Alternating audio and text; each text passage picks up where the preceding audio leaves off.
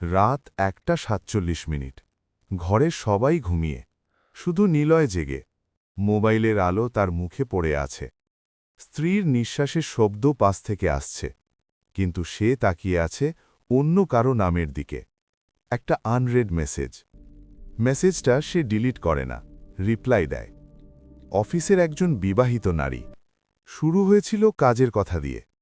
আজ কথাগুলো ব্যক্তিগত, অপ্রয়োজনীয়, অবৈধ।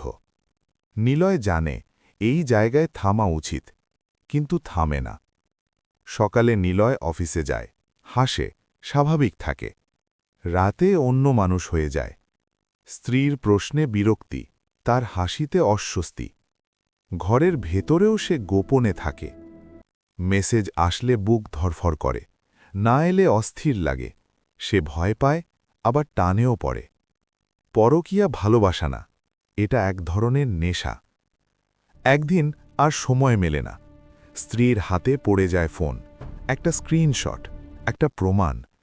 চিৎকার নয়, শুধু নীরব তাকানো। এই নীরবতাই সবচেয়ে ভয়ঙ্কর। খবর ছড়িয়ে পড়ে। অন্য নারীর সংসার ভেঙে যায়। শিশুটা কাঁদে, কারণটা বুঝে না। নিলয় চাকরি হারায়, সম্মান হারায়, পরিচয় হারায়। রাত। নিলয় আয়নার সামনে দাঁড়িয়ে, চোখে চোখ রাখে, নিজেকে চিনতে পারে না। সে ফিসফিস করে বলে, আমি এটা কেন করলাম?